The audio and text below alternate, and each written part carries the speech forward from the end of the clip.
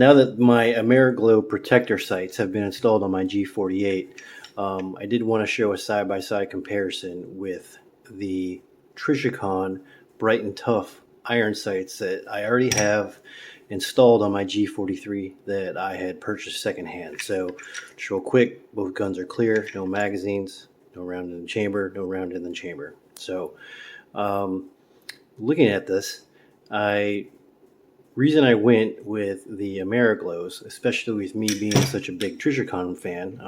Trijicon obviously is a huge name in the industry. A lot of people will say their products aren't the most innovative, but one thing that you can't deny is that they are proven in the line of duty. They are proven in the military, whether it be speaking of their iron sights or their optics. But one thing that never really super impressed me about these sights, at least, was that they don't pick up the eye very well. Granted, these Bright and Tough sights are their lowest tier, least pricey offering that they have.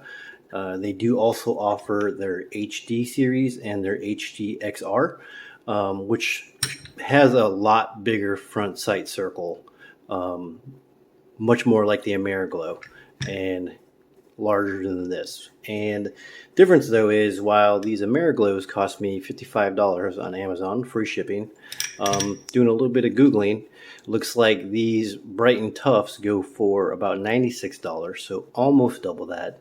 And if you want to step up to something comparative that looks more like this, you'll be looking at their HD series, which brings you up to $131.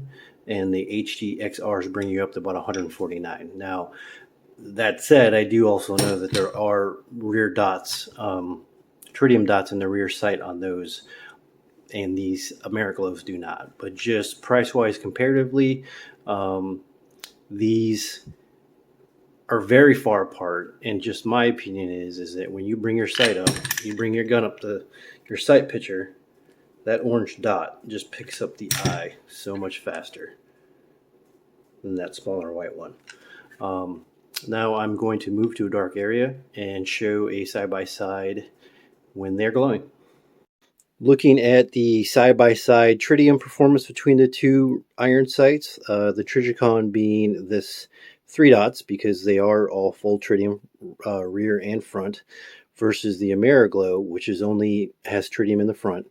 You'll see, get a little closer there, the Ameriglo on the right is quite a bit brighter than the Trijicons on the left. Now, these iron sights on the Trijicons are less than a year old, so they should still glow pretty bright. True Glows I just purchased today. Definitely picks up the eye a lot faster, easier. It's a lot brighter. So there's side by side what you see with those two irons. Before I close out the video, I did want to touch base again on the size of the dot of the Ameriglo versus the Trijicon and how that may possibly play a role in its dark area, nighttime glowing performance. It does look like that just the tritium insert itself is a little bit larger on the Ameriglo than it is on the Trijicon. So yeah, naturally one could conclude that that's the reason why it glows brighter. Maybe not. So again, just to show a comparison to anybody out there who may be trying to figure out which irons they should get for their for any gun, if you're looking at a side-by-side comparison between just the Trijicon Bright and Toughs versus the Ameriglo protectors, again, the Trijicons are almost twice the price of the Ameriglos. So hope this helps somebody out. Thanks.